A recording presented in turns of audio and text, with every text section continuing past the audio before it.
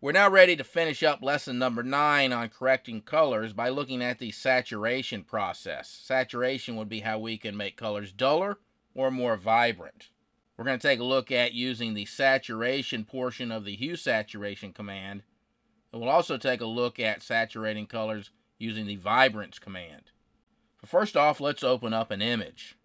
We're going to open up number 10 right now. And this is the type of image that would typically need some saturation. When you get these old photos where the colors are kind of dull, maybe they've turned a little bit yellow, you get this from sitting out in the sunlight. So if you had these older pictures in picture frames exposed to the light over the years, the colors are going to fade out. Or some of them, even if they're in a photo album, the colors tend to fade out. What I'd like to do here is duplicate this image. I want to use the hue saturation command on one of them and the vibrance command on the other so that I can show you the difference between the two. So to duplicate an image, come up here to Image, Duplicate, and I'll call this the Vibrance. Number 10, Vibrance. We'll come over here first to the Saturation. So let's come over here and put the hue saturation command on. All we have to do is crank up the saturation to see the colors get more vibrant. Now the problem with the saturation command is that the colors can reach their maximum saturation, yet you can continue to make them brighter beyond the maximum. You can see we get this crazy look right here. It's basically the same thing as using the levels command when you slide the white slider to the left, making everything brighter, and you go past the hump. Things get over bright, actually turn pure white. Well, that's what's happening here. The colors just go berserk because they've reached their maximum vibrance or their maximum saturation. Well, you may say to yourself, why would I ever want to continue to brighten colors that much? That's just crazy. However, there's a problem that's not quite as obvious. Let's say that you saturate this image to the point where the shirt can't get any more saturated without getting oversaturated. Yet you still might want the pants to get a little bit brighter. Well, you can't do that. Like I said, it's like the levels command. If you brighten up one part of the image, you brighten up the other parts. So I can't continue to brightening the shorts without over brightening the shirt. And that's the downfall of the hue saturation command. Starting in CS4, Adobe brought the Vibrance command to the Photoshop interface. In CS3, Vibrance was only in the Camera Raw dialog box. In CS4, they made it a regular adjustment layer. So let's take a look at what the Vibrance does. We'll come over here to number 10, Vibrance. And the Vibrance is the very first one on the second row. It's a cone-shaped looking thing. Go ahead and put that on there.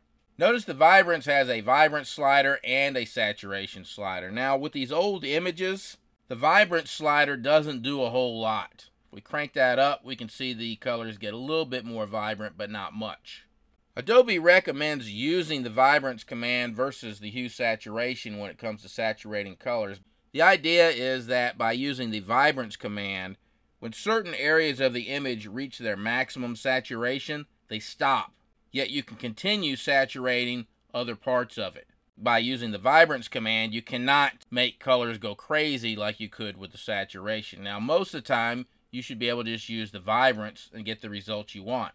With these older photos, I found that the Vibrance doesn't do a whole lot. You then need to come over here with the saturation. Notice that I can take the saturation all the way up to 100, and none of the colors go crazy.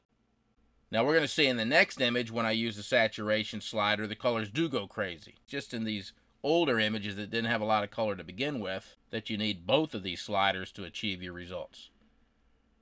If we look at the two, you can see the difference, particularly in the pants here.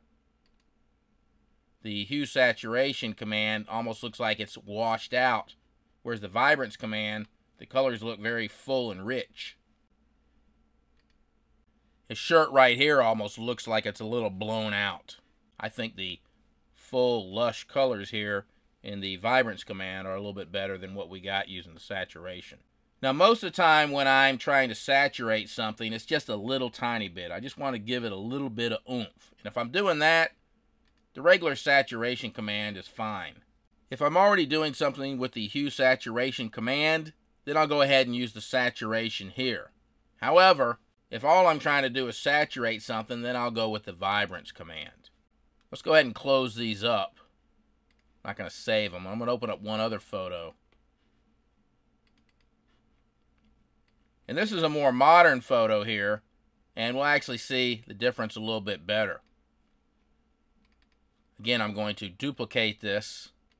I will call this the saturation.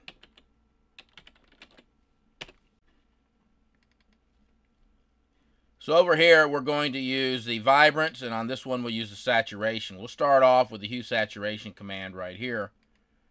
Now, the thing to look at is this hat. The hat is already pretty bright. Watch what happens when I increase the saturation. Look at the hat. It just gets blown out. You can't even see any details in it. And of course, sooner or later, everybody starts looking like some surreal zombie.